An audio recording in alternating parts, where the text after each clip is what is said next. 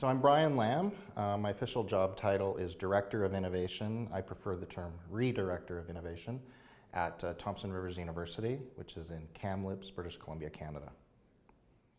It's been a week of meeting with different faculties here at Coventry University, and we've been just sharing some tools and approaches that myself and Jim Groom have found useful in our history. Generally speaking, the technologies I'm most interested in sharing aren't necessarily the most advanced, mind-blowing technologies. In fact, for the most part, their technologies have been around for certainly most of the modern web era. I like personal publishing and simple, relatively direct application type tools that hopefully can be used by a wide variety of people in a wide variety of contexts without a lot of technical skill. That tends to be the stuff that interests me the most. SPLOT is an acronym in search of an idea. We can't really quite decide what the acronym stands for, but it's something like simplest or smallest possible learning online tools.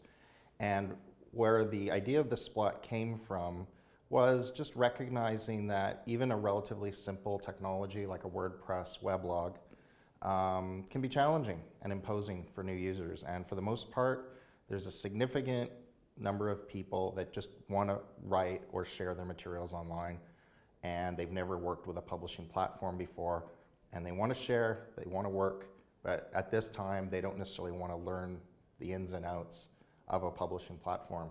So the motivation of these tools is to simplify the WordPress framework and make it essentially as simple as possible to publish materials.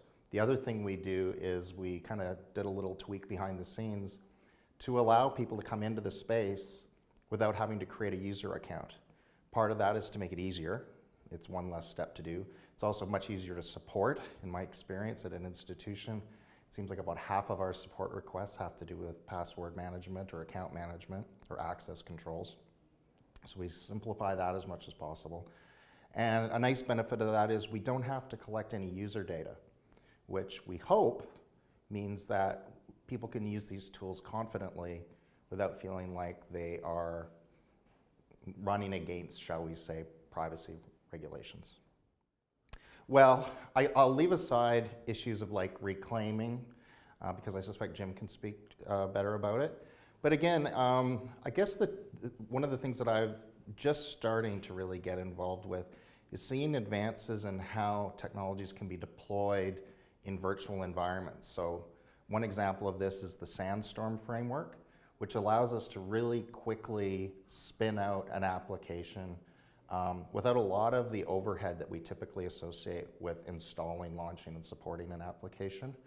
And the next phase that I think we are moving towards that I am very excited about is the ability to share an actual configured, ready-to-run application as opposed to just a brand new, freshly installed one.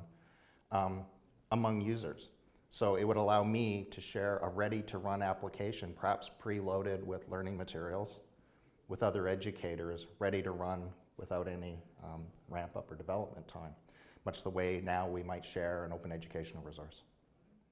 You know, I'm a big enthusiast of digital media and online culture, but maybe less so than I was 6 or 7 years ago. I feel like online media has become increasingly more problematic in terms of ownership, in terms of respecting people's rights.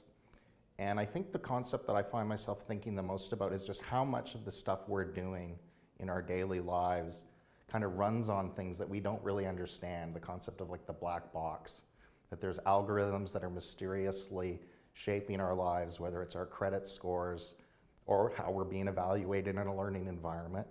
And we don't ever really get a chance to see or really even ask questions about who defines what those black boxes are and how they affect us.